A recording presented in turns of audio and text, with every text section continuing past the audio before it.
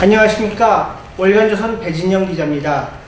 오늘은 월간조선 5월호에 북한 불법무기 거래 실태 및 북한 무인기에 대한 기사를 쓴 이정현 기자와 희망제작소 및 목민관 클럽에 대한 기사를 쓴 박희석 기자를 모시고 이야기를 나눠보도록 하겠습니다. 안녕하십니까. 안녕하십니까. 예, 저 이정현 기자. 네. 예, 제목이 북한 불법무기 거래입니다. 네. 이 북한에 대한 취재도 하기가 어렵고 불법에 대한 취재를 하기도 어렵고 무기에 대한 취재를 하기도 어려운데 아주 어려운 기사를 쓰신 것 같습니다. 이 북한 불법무기 거래 쉽게 접하기 어려운 정보인데 어떻게 취재하게 되셨습니까? 우선 올 초, 그러니까 올 3월에 유엔 북한 제재위원회에서 그동안 북한의 불법 무기 실태에 대한 조사 보고서가 발간됐습니다. 해당 보고서를 바탕으로 해가지고요. 무기 관련 전문가들한테 자문을 요청을 했습니다. 또 구체적인 사례에 대해서요, 해당 국가 담당자들한테 이메일 등으로 자료 요청을 해가지고 기사가 완성되게 되었습니다. 방금 말씀 전문가들의 얘기를 들으셨다고 하는데 전문가라는 건 어떤 분들을 얘기하는 겁니까? 예, 북한 관련된 국가안보 관련된 연구소에서 근무하시는 분들하고요. 또 학자들, 북한 전문 학자들, 또 북한 관련된 NGO 단체에서 운동하시는 분들의 의견을 복합적으로 좀 확인했습니다. 이번 기사에서 소개된 그 대표적인 북한의 불법무기 거래 사례는 어떤 게 있겠습니까? 일단 이게 기본적으로 이 제3국이라는 제3국이라 하면 기사에 들어간 사례를 보면 우간다, 에티오피아, 탄자니아, 이란 등등 이런 제3국에 북한이 무기를 팔았다 혹은 무기 AS를 한 경우도 있습니다. 이런 사례들을 취재했습니다. 북한 불법 무기 주로 이제 아프리카 국가에 수출을 한 것 같은데요. 일종의 그렇죠. 어떤 이것도 일종의 상품이라고 볼 적에 북한 무기를 경쟁력이라고 표현을 해야 될까요? 그게 어떤 점에서 경쟁력이 있나요? 사실 경쟁력이 있습니다. 북한의 경쟁력이 어떤 게 있나 보면 북한이 최신 무기를 파는 게 절대 아니고 구소련의 60, 70년대 길어야 80년대 무기를 그것도 직접 만든다기보다는 그걸 다시 조립하는 거죠. 재밌는 건데, 예를 들어서 여러 가지 무기들을 왜냐면 이런 제3세계국들은 7, 80년대, 90년대에 구소련 무기를 운영해 왔습니다. 근데 이게 쓰다 보면 노후화가 되는 거죠. 그렇죠. 그런 거를 북한에서 이렇게 갖고 와서 AS 해주고 부품들도 이렇게 자기네들이 생산해가지고 끼워주고 이런 형식의 무기 수출입니다. 그러니까 직접 다 만드는 건 아니죠. 그런 식으로 얼마나 수입을 올리는지 그런 얘기는 혹시 있습니까? 구체적인 액수는 저희가 좀 알 수가 없습니다. 거기까지는 좀 파악이 힘든 거죠. 근래 이제 북한의 무기 이런 거하고 관련해서 관심 있는 것 중에 하나가 이제 대량 살상 무기, 어떤 로켓이라든지 미사일이라든지 혹은 핵 관련되는 이 거래가 국제적인 관심을 끌고 있는데 이번 기사에서 보면은 혹시 로켓이라든지 미사일 관련되는 얘기가 있습니까? 기본적으로 재래식 무기에 포커스를 맞춰져 있습니다. 북한의 경우 WMD 대량 살상 무기 같은 경우는 아직까지 수출한다기보다는 이런 핵 기존의 보유국들로부터 지원을 받아가지고 개발하는 단계이기 때문에 아직 핵 기술을 팔고 있지는 않다고 봅니다. 만약에 팔고 있다면 어마어마한 문제죠. 그렇죠. 그보다는 재래식 무기, 미사일이라든가 폭탄, 이 정도 무기를 제3개 국가한테 지금 팔고 있는 걸로 드러났습니다. 이정현 기자는 이번에 북한 무인기에 대한 기사도 쓰셨는데요. 북한 무인기가 이번에 문제가 된 파주 그리고 백령도에서 관련된 무인기 말고 작년부터 무인기가 목격됐다면서요? 맞습니다. 어떤 분들이 그런 증언을 했습니까? 이게 좀 사실 놀라운 일인데요. 국방부 쪽이나 이쪽 군정보기관은 이번이 처음이라고 주장하고 있는 거 아니겠습니까? 근데 당시 2013년도에 군복무했던 수련선 전방에서 군복무했던 병사들이 스스로 직접 목격했던 장면을 증언하고 있습니다. 그런 병사들은 어느 지역에 근무했던 병사들입니까? 일단은 구체적으로 봤을 때는 파주, 한탄강 인근이죠. 동부천, 이 근방입니다. 휴전선에서 매우 가까운 거리에 북한 보니까 북한 무인기에 오면 삼성전자의 부품도 쓰였고요. 그다음 중국산 배터리도 쓰였고 또 일제 무슨 항법정신대 그런 것도 쓰였다고 그러는 것 같은데 뭐 북한 무인기에 들어간 중국산 배터리를 생산하는 회사하고도 접촉을 해보셨다고요? 예, 맞습니다. 이메일을 통해 가지고요. 제가 예. 일단 이런 가정을 했습니다. 북한 여러 가지 취재를 해본 결과 북한이 네. 이 스스로 생산은 제대로 못해도 예. 여기저기서 하는 그 일반 시장에서 쉽게 구할 수 있는 무기를 예. 구입해가지고 조립하는 경우가 매우 뛰어나다. 예. 그럼 북한이 어디서 이런 무기, 이런 부품을 수입했을까 모르긴 예. 몰라도 중국, 그러니까 북한 국경을 가까운 곳에서 이렇게 했을 예. 거라는 추측하에서 예. 다양한 업체들에게 다 지금 접촉해왔습니다. 그 예. 결과 선전, 중국 선전에 있는 예. 배터리 회사에 접촉을 해가지고 예. 자신네들 북한 쪽에 예. 해당 배터리를 수출한 것이 있느냐라는 예. 문의를 한 결과 예. 있다고 예. 답변을 얻었습니다. 예. 어떤 파주 백령도 이외에 다른 지역에서도 무인기가 발견됐다는 거에 대해서 아직 국방부의 반응은 없습니까? 아닙니다. 국방부 군 정보 기관 네. 쪽에서 일단 계속 제가 보도가 나가자 예.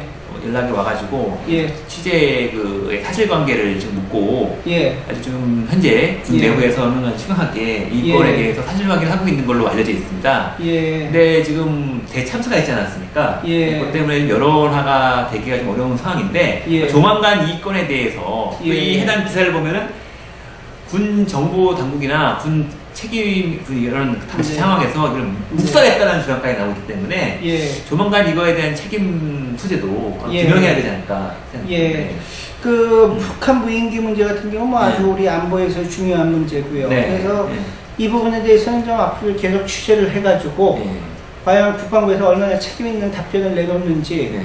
그것까지 좀 지속적으로 보도해 주시기 바랍니다. 감사합니다. 예. 근데 궁금한 게 있는데 예. 군 정보 기관에서 예. 묵살했다고 했는데 지금 이 기사를 가지고 사실관계를 확인한다는 게 무슨 얘기입니까? 그러니까 책임 문제가 따르는 거죠. 이게 무슨 얘기냐면 해당 그 기사를 보면 당시에 병사들이 자기의 상급 부대뿐만 아니라 기무사, 정보사 등등에 보고를 했다라고 합니다. 보고를 했으면 당연히 해당 그 군 당국은 당시에 조치를 취했어야 되는 거죠. 근데 당시 근무했던 병사들에 따르면 이런 문제가 있는 걸 보고를 했음에도 불구하고 그거에 대한 일체의 뭐 지시가 없었다, 반응이 없었다라고 지정하고 있기 때문에 이 시점에서 뭐 당시 왜 그 상급 부대에서 이거에 대한 구체적인 지시가 없었냐에 대한 조사가 필요한 거죠. 그럼 예를 들어서 뭐 상급 기관에서 어떤 조치를 취할 수가 있습니까? 일단은 무인기로 의심되는 게 왔다라고 보고를 하면 일단 정말 그 무인기가 그 실체 그 당시에는 이게 무인기인지 뭔지 미확인 비행 물체 아닙니까? 그 미확인 부양 물체가 도대체 뭔지를 확인했어야 되는 거죠.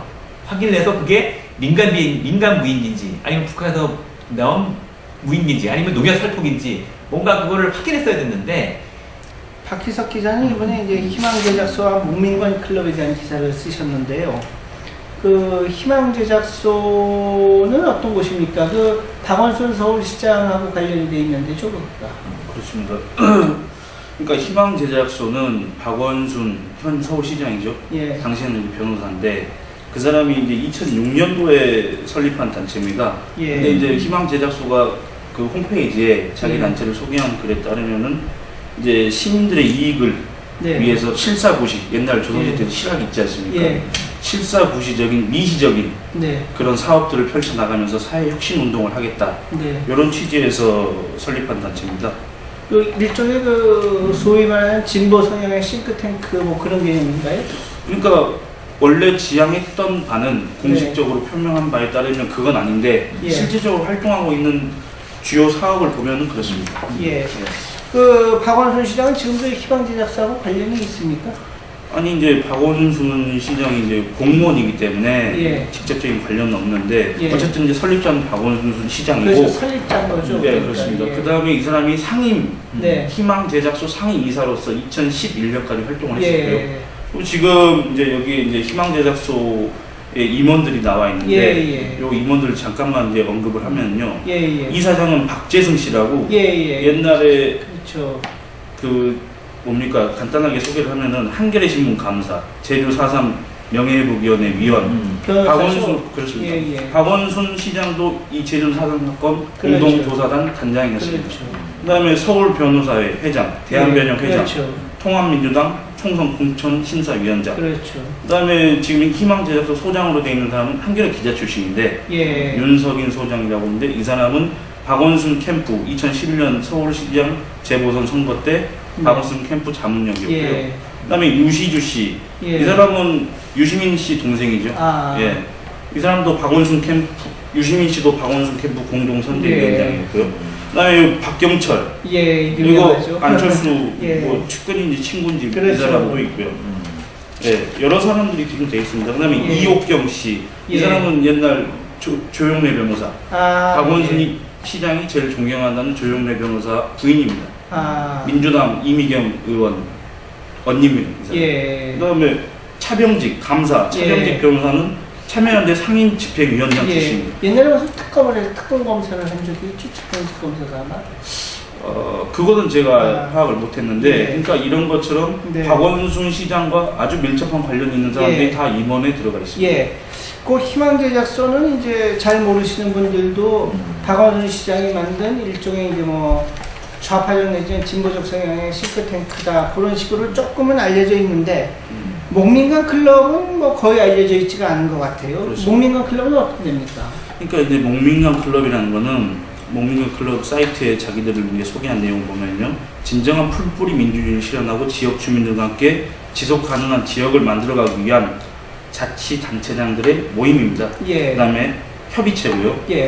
근데 이게 근데 목민관 클럽은 전국 그 지방자치단체장들이 다 가입을 해 있는 겁니까? 아닙니다.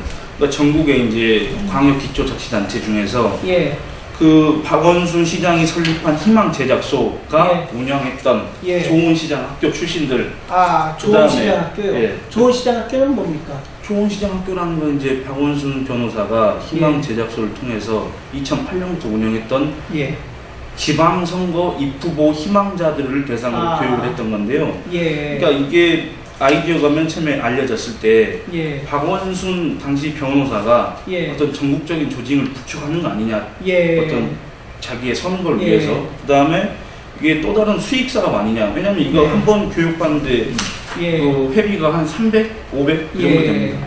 예. 그래서 또 다른 수익 사업 아니냐 이런 예. 의견이 있었는데 예. 이 좋은 시장 학교 출신들을 박원순 시장이 지방선거 때 네. 지지 유세를 했었고요. 예. 그 다음에 시민단체 협의회 같은 어떤 이른바 예. 시민단체 협의회 같은 곳에서 추천했던 후보들도 지지 유세를 예. 했었고, 그 외에 이제 그 박원순 시장과 뜻을 같이 하는 사람들이 예. 여기에 모여서 예. 목민관 클럽을 예. 만들었는데, 그럼 지금 좋은 시장 학교 출신 지방자치단체장은 몇 명이나 됩니까? 그거는 이제 정확하게 파악되지 않습니다만은 예. 예를 들어서 경기도 부천시장 김만수 예. 뭐 이런 사람들이 대표적으로 알려져 있습니다. 예. 예. 그럼 목민관 클럽 회원 수는 얼마나 돼요? 지금 현재 상황으로는 56명인데요. 그러면 이 56명 중에서 지방자치단체장인 사람도 있고 단체장이 아닌 사람도 있고 그렇습니다. 아닙니다. 다 자치단체장입니다. 아. 그러니까 명예회원이 한 명 있는데 옛날에 강진 군수를 했던 황종, 지금 민주당 새민년 의원이죠. 예. 그 사람이 명예회원으로 돼 있고 예. 지금 현재 상황은 56명입니다. 아, 그럼 56명 중에서 황종 의원을 제외한 55명은 예. 현직 지방자치단체장입니까? 예. 그 중에서 박원순 시장과 예. 최문순 강원도지사가 광역자치단체장이고 아. 나머지 이제 기초단체장입니다. 야, 이게 적지 않은 숫자인데요. 그 박원순 서울시장이 좋은 시장학교 출신 지방자치단체장들 출마했을 적에 선거유세를 도운 적이 있다고요? 예, 맞습니다. 그러니까 뭐 일례로 정읍 2010년도 정읍시장 선거 때는 네. 예, 박원순 변호사가 당시 민주당 후보였던 네. 김생기, 그러니까 예. 지금 현 정읍시장이죠. 예, 예.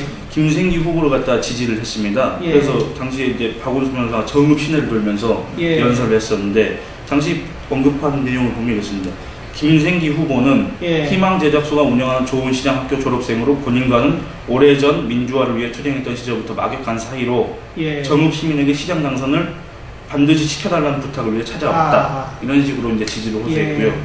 그다음에 이제 좋은 시장 학교 출신은 아닌 걸로 제가 알고 있는데 예. 지금 전 완주군수 임정엽 씨 지금 예. 전주시장에 출마하려 있다가 예. 세민야에서 탈락시켰죠. 예. 이 사람 때도 박원순 변호사는 서울에서 완주까지 제가 온 예. 거는 전국 기초단체장 중에서 똑소리나게 일 잘하는 임정엽 후보의 전폭적 지지를 호소하러 아. 일부러 왔다. 예. 이런 내용도 있었고 예. 뭐 인천 지역 단체장 선거 때도 예. 자전거를 같이 타고 다니면서 지지 유세를 했었고요.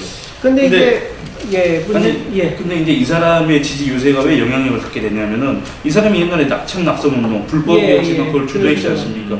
그럼에도 그 이후에 이 사람은 좋은 후보다 예. 이렇게 하게 되면은 일반인들이 갖게 되는 정서는 예. 저 사람은 옛날에 그런 운동을 주도했는데 이렇게 사람을 지지하는 거 보면 이 예. 사람은 진짜 좋은 사람이다. 예. 그렇게 생각하게 되는 거죠. 예.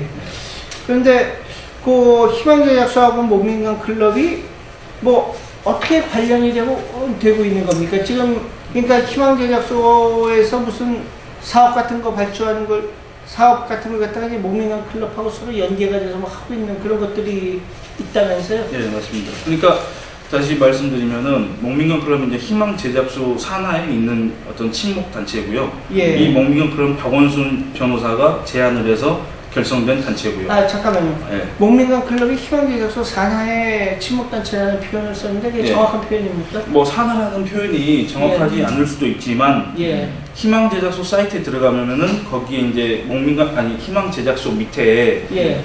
관계 단체로 해서 그렇죠. 나와 있습니다. 관계단체라고 하는 게 맞는 예, 것입니다. 예.